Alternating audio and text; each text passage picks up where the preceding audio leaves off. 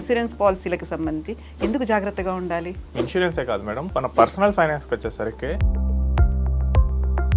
ఆ policy cancel చేసుకోండి. మనకి పాలసీలో 30 days ఫ్రీ లుక్ ఆప్షన్ ఉంటుంది. అంటే మనం ఏ రీజన్ మనకు నచ్చపోతే క్యాన్సిల్ చేసుకోవచ్చు, మనకి రిఫండ్ ఇస్తారు. సో 30 days దాటితే మాత్రం రాదు ఇంకా అది. ప్రో రేటా బేసిస్లో వస్తుంది. సో యూజువల్గా ఇప్పుడు మీరు చెప్పిన దాంట్లో 2 కేసుల్లో ఒకటి హైపర్ టెన్షన్ అనేది ఒకటి ఉంది, అంటే అది బీపీకి రిలేటెడ్గా ఉంది, ఇంకోటి కార్డియాక్ అనేది ఉంది, అక్కడ హార్ట్కి రిలేటెడ్గా ఉంది. ఒక్కోసారి రిజెక్ట్ చేస్తారు, లేకపోతే ఒక్కోసారి ఇంకొక పాలసీకి వెళ్ళాల్సిన అవసరం ఉంటుంది. అవును మేడం, అంటే మనకి ఏంటంటే ఏ హెల్త్ ఇష్యూస్ లేవంటే కనుక కాంప్రహెన్సివ్ పాలసీస్ వచ్చేస్తాయి. సో హెల్త్ ఇష్యూస్లో ఏమాత్రం కొంచెం డీవియేషన్ వచ్చినా కానీ మనకి వెయిటింగ్ పీరియడ్స్ అప్లికబుల్ అవుతాయి. నమస్తే, వెల్కమ్ టు ఐ డ్రీమ్.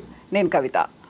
యాక్చువల్గా మనం ఇన్సూరెన్స్లు కావచ్చు, లేకపోతే ఇన్వెస్ట్మెంట్లు, పాలసీలు, ఫైనాన్షియల్ మ్యాటర్స్కి సంబంధించి మనకు బాగా తెలిసిన వాళ్ళనో, ఫ్రెండ్స్ ఉన్నారనో, రిలేటివ్స్ ఉన్నారనో, వాళ్ళు ఏం చెప్తే అది విని ఫాలో అయిపోతూ ఉంటాం. అయితే పర్టికులర్గా ఇన్సూరెన్స్, అందులోనూ హెల్త్ ఇన్సూరెన్స్కి సంబంధించి ఎవరు ఏది చెప్పినా గుడ్డిగా నమ్మొద్దు అంటుంటారు ఫైనాన్షియల్ ఎక్స్పర్ట్స్.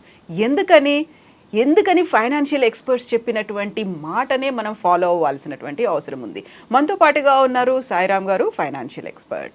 సాయిరామ్ గారు, నమస్కారం అండి. నమస్తే మేడం. సో యూజువల్గా మనకి ఇలాంటి ఫైనాన్స్ పరంగా కావచ్చు, ఇలాంటి ఇష్యూస్ గురించి పెద్దగా తెలియదు. మాకు తెలిసిన వాళ్ళు, మన రిలేటివ్స్ ఉన్నారు, మా కజిన్స్ ఉన్నారు, ఫ్రెండ్స్ ఉన్నారు, వాళ్ళు ఇలాంటి దాంట్లో చాలా ఎక్స్పర్ట్స్, అది పెడితే బాగుంటుంది అనుకుంటాం. కొన్నిసార్లు నష్టాలు వచ్చినా లేదు కలిసి రాలేదనే ఫీల్. బట్ ఎందుకని హెల్త్కి సంబంధించి ఇలాంటి రిస్క్ తీసుకోవద్దు అంటారు? ఇన్సూరెన్స్ పాలసీలకు సంబంధించి ఎందుకు జాగ్రత్తగా ఉండాలి? ఇన్సూరెన్సే కాదు మేడం, మన పర్సనల్ ఫైనాన్స్కి వచ్చేసరికి ఫ్రెండ్స్, రిలేటివ్స్ని ఇలా గుడ్డిగా నమ్మకూడదు. అప్పుడు మీకు 2 ఇన్సిడెంట్స్ చెప్తాను. ఒకళ్ళు ఫ్రెండ్స్ని నమ్మి, ఇంకొకళ్ళు ఏంటంటే రిలేటివ్స్ని నమ్మి ఎలా లాస్ అయ్యారు. మనం ఇలా అవేర్నెస్ వీడియోస్ చేయడం బట్టి ఒక కస్టమర్ నాకు వరంగల్ నుంచి కాల్ చేశారు. ఓకే. సో హెల్త్ ఇన్సూరెన్స్ కావాలి అని అన్నారు. సో డిస్కస్ చేస్తున్నాం అసలు ఏం చేస్తుంటారు ఇలా అని చెప్పి. ఆయనేమో వరంగల్లో మెడికల్ షాప్ ఉంది, అండ్ వాళ్ళ వైఫ్ ఏమో IT employee, work from home. వాళ్ళ ఫ్యామిలీ ఏమో 2 వైఫ్ అండ్ హస్బెండ్ అండ్ ఒక కిడ్ ఉన్నారు. ఓకే. సో మేము ఏం చేసామంటే ఒక ఫ్యామిలీ డీటెయిల్స్ అన్ని తీసుకొని ఆయనకి సూట్ అయ్యే ఒక 4 పాలసీస్ ఎక్స్ప్లెయిన్ చేసాం, వాటి ఫీచర్స్ అన్ని. అండ్ ఆయన ఒక కిడ్డే ఉన్నారు కాబట్టి he's planning actually second kid కూడా. సో మేమేంటంటే మెటర్నిటీ రిలేటెడ్గా ఉండేవి కూడా పంపించాం.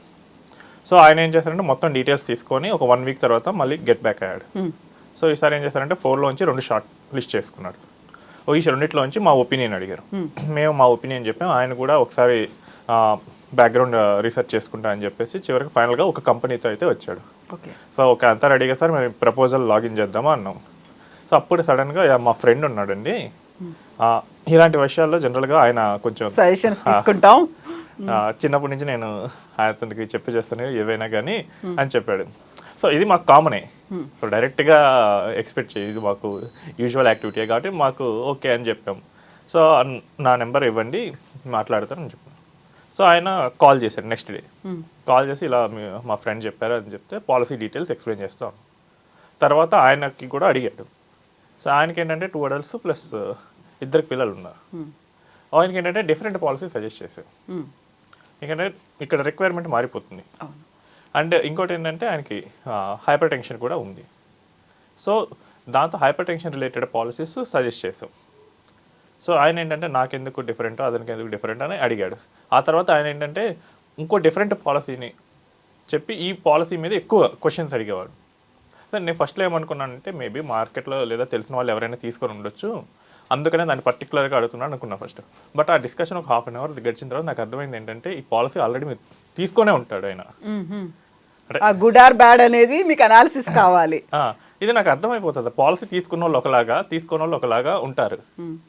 సో నాకు డౌట్ వచ్చి అడిగాను, ఇది ఆల్రెడీ మీరు తీసుకున్నారు కదా అని చెప్పి. అవునని ఒప్పుకున్నాడు. పాలసీ 4 years బ్యాక్ తీసుకున్నాడంట. ఓకే. అంటే జనరల్గా ఈయన ఏమనుకున్నాడు, వాళ్ళ ఫ్రెండ్ ఈయన ఏమైనా ఇలాంటి మంచి ఫినాన్షియల్ వాళ్ళకి వచ్చేస్తే ఈయనకు కూడా చెప్తాడు అనుకున్నాడు. బట్ ఈయన తీసుకొని కూడా చెప్పలేదు. అండ్ ఇక ఇది మేము కన్వే చేసాం. సార్ మరి మీ ఫ్రెండ్ అయితే ఆల్రెడీ పాలసీ తీసుకున్నారంట, ఆయన ఓన్ పాలసీ గురించి మెయిన్ రివ్యూ లాగా జరిగింది ఆ కాల్ అని చెప్పాం. తర్వాత ఆ ఫ్రెండ్ ఏం చేశాడంటే ఎట్లాగూ మీ వైఫ్ ఐటీ ఎంప్లాయీ కదా, ఈ హెల్త్ ఇన్సూరెన్స్ వస్తే పెద్ద దండగా, క్లెయిమ్స్ రావు అని చెప్పాడు. యాక్చువల్లీ ఏంటంటే ఆయనకు క్లెయిమ్ ఒకటి రిజెక్ట్ అయింది. ఓకే. అంటే మనకి పాలసీలో వెయిటింగ్ పీరియడ్స్ ఉంటాయి కొన్ని. సో వెయిటింగ్ పీరియడ్స్ వచ్చినప్పుడు ఆ ఇష్యూస్ వస్తే కనుక రావు. సో దానివల్ల రిజెక్ట్ అయితే అదేమన్నాడు ఈయన, పాలసీసే రాంగ్ అని చెప్పాడు. అందరికీ అదే అలాగే అప్లై అవుతుంది. వీళ్ళందరూ మోసాలు చేస్తారు అని చెప్పాడు. తర్వాత మేము ఈయన్నే కాంటాక్ట్ అయ్యాం. ఈయన ఇంకా ఆ ఒపీనియన్కి వచ్చేసాడు, పాలసీలు పెద్ద హెల్ప్ అవ్వంట కదా అది అని చెప్పి. తర్వాత అప్పుడు మేము చేసిన క్లైమ్స్ అండ్ ఆయనకి ఎందుకు రాలేదు క్లైము, సో ఇవన్నీ మేము ఎక్స్ప్లెయిన్ చేసాం. అండ్ ఇంకో విషయం ఏంటంటే ఈయనకు తెలియదు అసలు ఆయన 4 ఏళ్ల ముందే పాలసీ తీసుకున్నట్లు. ఓకే.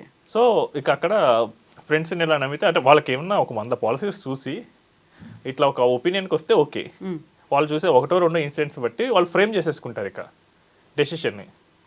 సో రేపు ఒకవేళ ఈయనకి ఏదైనా హెల్త్ ఇష్యూ వచ్చింది, ఓ 20 lakhs అవసరమైంది, ఫ్రెండ్ ఇస్తాడా? సరే ఇస్తే ఒకసారి ఇస్తాడు, 2 సార్లు ఇస్తాడు, అలా ప్రతిసారి ఇస్తారా? ఎవరికి వాళ్ళ ఓన్ ఖర్చులు అయితే ఉంటాయి. సో వాళ్ళ ఫ్యామిలీని దాటి ఇవ్వటం అనేది అసలు బియాండ్ ఏ పాయింట్ పాసిబుల్ కాదు. సో మన ఫ్యామిలీ ప్రొటెక్షన్ని మనమే చూసుకోవాలి.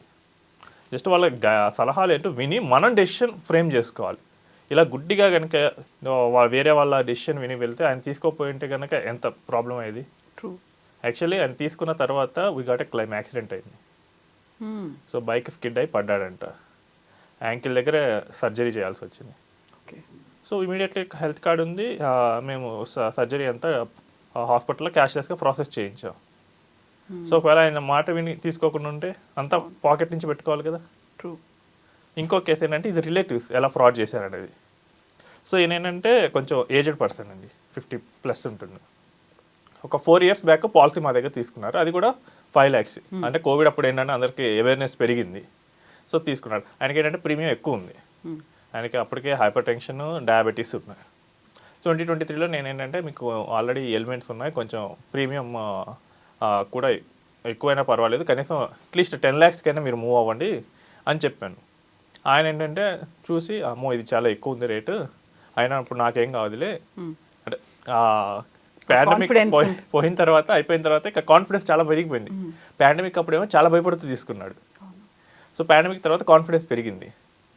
ఆ తర్వాత 2024లో అప్పుడు ఏమైందంటే ఇంకా పెరిగింది ఆయన ఏజ్ స్లాబ్ మారటం వల్ల. ఆయన ఏం చేశాడంటే వాళ్ళ రిలేటివ్స్ ఇలా డిస్కస్ చేశాడు, నీకెందుకు నేను మన కంపెనీలో ఇప్పిస్తాను, ఒక ఏజెంట్ మన కంపెనీలో ఇప్పిస్తానని చెప్పేసి మెడికల్ ఇన్ఫర్మేషన్ మొత్తం ఇవ్వలేదు. ఈయనకేమో హైపర్ టెన్షన్ ఇవి ఉన్నాయి, సో వాటిని దాచిపెట్టి అది కూడా పోర్ట్ చేయకుండా ఫ్రెష్ పాలసీకి ట్రై చేశాడు.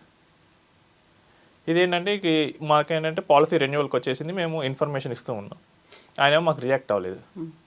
అండ్ పాలసీ గ్రేస్ పీరియడ్కి వచ్చేసింది. అంటే గ్రేస్ పీరియడ్ అంటే పాలసీకి ఒక డెడ్ లైన్ ఉంటుంది, ఆ తర్వాత నెక్స్ట్ 30 daysని గ్రేస్ పీరియడ్ అంటారు. ఇదేంటంటే సీనియారిటీని కంటిన్యూ చేయడానికి వాడుకోవచ్చు. సో గ్రేస్ పీరియడ్లో వచ్చేసరికి మేము ఇంకా చెప్పాం, ఆయన మేము ఆల్రెడీ తీసేసుకున్నాం అంటే సరే ఏంటంటే ఒకసారి ఇవ్వండి ఒకసారి మేము చూస్తామంటే అది ఫ్రెష్ పాలసీ. ఆయనకి ఏంటంటే ఆయన టార్గెట్స్ కంప్లీట్ చేయడానికో లేదా నాలెడ్జ్ లేక పోర్ట్ని ఇవ్వకుండా ఫ్రెష్ పాలసీ ఇచ్చాడు. సార్ ఇది ఫ్రెష్ పాలసీ, మీ సీనియారిటీ పోతుంది అని చెప్తే ఓకే, అప్పుడు ఆయన రియలైజ్ అయ్యి ఇంకా మళ్ళీ ఇక్కడ కంటిన్యూ చేశాడు. ఆ పాలసీ క్యాన్సిల్ చేసుకోండి, మనకి పాలసీలో 30 days ఫ్రీ లుక్ ఆప్షన్ ఉంటుంది. ఓకే.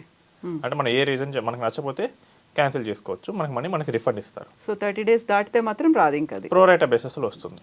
ఓకే. అప్పుడు ఏంటంటే ఇంకా 50% 70% మనం ఎన్ని రోజులు వాడుకున్నాం అన్న దాన్ని బట్టి వస్తుంది. సో ఇక్కడ క్యాన్సిల్ చేసుకొని మనకి ఇక్కడ రెన్యూ చేసుకున్నాడు.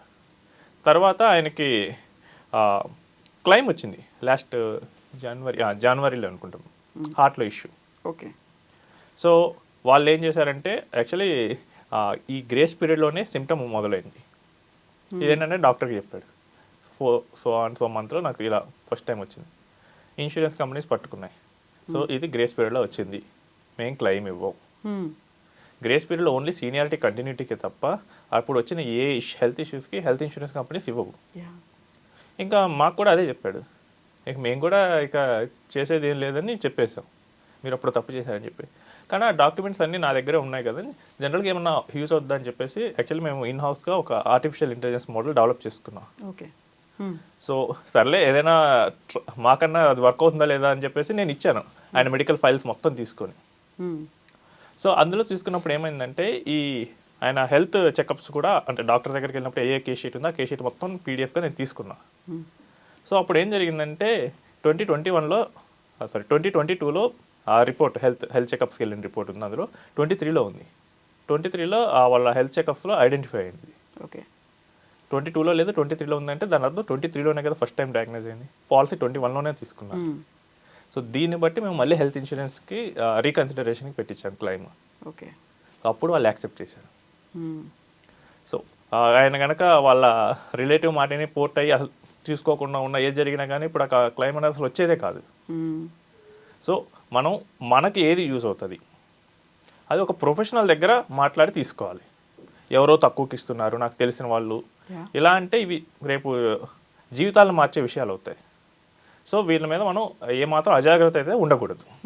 సో యూజువల్గా ఇప్పుడు మీరు చెప్పిన దాంట్లో 2 కేసుల్లో ఒకటి హైపర్ టెన్షన్ అనేది ఒకటి ఉంది, అంటే అది బీపీకి రిలేటెడ్గా ఉంది, ఇంకోటి కార్డియాక్ అనేది ఉంది, అక్కడ హార్ట్కి రిలేటెడ్గా ఉంది. వీళ్ళు కొంచెం వల్నరబుల్గా ఉంటారు కాబట్టి వాళ్ళకి ఇవ్వడానికి కొంచెం హెసిటేషన్ అనేది ఉంటుందా? మీరు చెప్పినట్టుగా అందరికీ ఒకే రకమైనటువంటి హెల్త్ ఇన్సూరెన్స్ పాలసీలు వర్కౌట్ అవ్వవు అనుకుంటే వాళ్ళ హెల్త్ కండిషన్స్ కావచ్చు, లేకుంటే వాళ్ళకు వచ్చినటువంటి లాంగ్ టర్మ్ డిసీజులు వీటన్నిటి మీద బేస్ చేసుకునే ఒక్కోసారి రిజెక్ట్ చేస్తారు, లేకపోతే ఒక్కోసారి ఇంకొక పాలసీకి వెళ్ళాల్సిన అవసరం ఉంటుంది. అవును మేడం, అంటే మనకి ఏంటంటే ఈ హెల్త్ ఇష్యూస్ లేవంటే కనుక కాంప్రహెన్సివ్ పాలసీస్ వచ్చేస్తాయి. సో హెల్త్ ఇష్యూస్లో ఏమాత్రం కొంచెం డీవియేషన్ వచ్చినా కానీ మనకి వెయిటింగ్ పీరియడ్స్ అప్లికబుల్ అవుతాయి. కొన్ని కంపెనీస్ ఏంటంటే వెయిటింగ్ పీరియడ్స్ 2 years ఇస్తున్నాయి, కొన్ని ఏంటంటే మనకి బైబ్యాక్ ఆప్షన్ ఇస్తున్నాయి. ఓకే నాకు డయాబెటీస్ ఉంది, హైపర్ టెన్షన్ కానీ ఏదైనా ఉంది. సో ఇప్పుడు హెల్త్ ఇన్సూరెన్స్ కంపెనీ వాడు ఏమంటాడంటే రేపు ఒక 2 years తర్వాత ఏదైనా హార్ట్ ఇష్యూ వస్తే నీకు నీకు హైపర్ టెన్షన్ ఉంది కదా, ఈ బీపీ వల్లే వచ్చేసింది నేను ఇవ్వను అంటాడు. సో కొన్ని కంపెనీస్ ఏం చేస్తారంటే మనకి వెయిటింగ్ పీరియడ్ బైబ్యాక్ ఆప్షన్ ఇస్తుంది. ఓకే. సో ఇప్పుడు బైబ్యాక్ తీసుకున్నప్పుడు ఏమవుతుందంటే ఈ ఇష్యూ వల్ల ఏ వచ్చినా కానీ నెక్స్ట్ 3 yearsలో కవర్ అవుతాయి. సో అలాంటి పాలసీస్ ఇప్పుడు వచ్చాయి, but 4 years back 3 years back లేవు. సో మనం పాలసీస్లో బెటర్ ఒకరికి సూట్ అయ్యేది ఇంకొకరికి సూట్ అవ్వకపోవచ్చు. సో ఏది సూట్ అవుద్దని చెప్పి దాని ప్రకారం ఇవ్వాల్సి వస్తుంది. అండ్ ఇంకొకటి ఏంటంటే థైరాయిడ్లో 2 రకాలు ఉంటాయి, hyper thyroid, hyper thyroid. Weight gain అయ్యేదానికి పాలసీ ఇస్తారు, వెయిట్ లాస్ అయ్యేదానికి ఇవ్వరు. ఇంకా ఇండస్ట్రీలో ఇప్పటి వరకు రాలేదు. సో జస్ట్ చిన్నదే డిఫరెన్స్. సో ఇక్కడ చాలా కాంప్లికేషన్స్ అంటూ ఉంటాయి. నాకు హైపో ఉంది తనకు హైపర్ ఉంది, 2 థైరాయిడ్లేగా అంటారు. 2 థైరాయిడ్లే కాకపోతే ఇంటర్నల్గా ఏమవుతుంది అది చూసుకోవాల్సి వస్తుంది. సో చాలా కాంప్లికేషన్స్ ఉంటాయి మేడం, చాలా జాగ్రత్తగా వెళ్ళాల్సి వస్తుంది. And health insurance companies deal చేసేటప్పుడు అంత ఈజీ కాదు. నాకు ఒక ఎన్ఆర్ఐ కేసు రెన్యువల్ వచ్చినప్పుడు దాదాపు వీ ఫాట్ ఫర్ 27 days రెన్యువల్కి. నార్మల్గా జనరల్గా ఎవరైనా రెన్యువల్ ఆన్లైన్లో చేసేసుకుంటారు, వాళ్ళు ఏంటంటే రెన్యువలే ఇవ్వట్లేదు. చివరికి ఇక ఎట్ ద ఎండ్ మేము ఇక బిజినెస్ ఆపేస్తామని భయపెట్టినప్పుడు అప్పుడు వాళ్ళ మేనేజర్ అంతా కనెక్ట్ అయ్యి అప్పుడు మాకు రెన్యువల్ లింక్ సెండ్ చేశారు. ఓకే.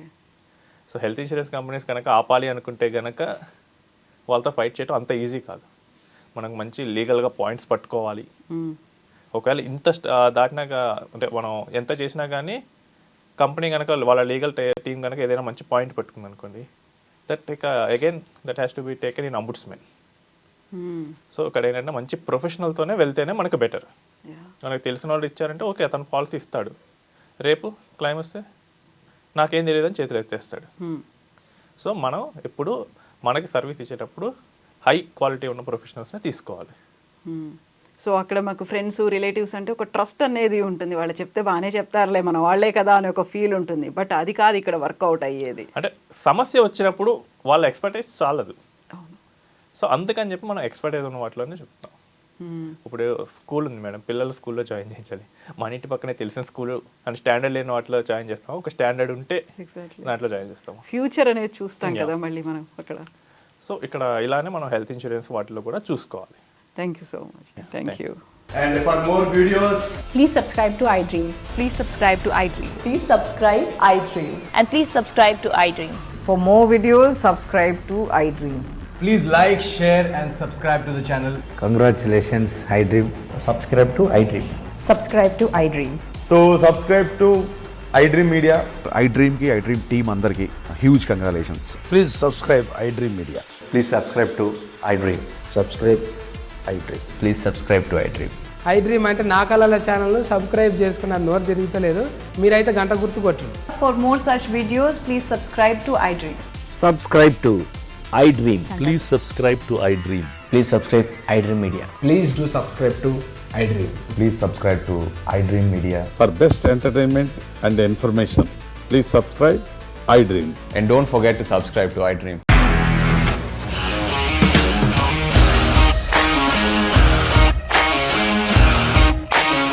ఇండస్ట్రీలో కమిట్మెంట్ ఇష్యూస్ వస్తే నీకు కూడా వచ్చినట్టు మార్నింగ్ తీసుకెళ్ళారంటే కొట్టి పడేస్తారు.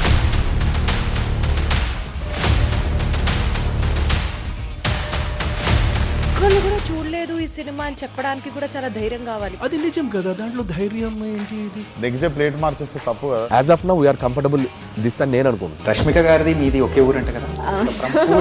నీకు కోపం వచ్చిందంటే బాగా తిట్టేత్తరా? తిట్టేద్దామండి.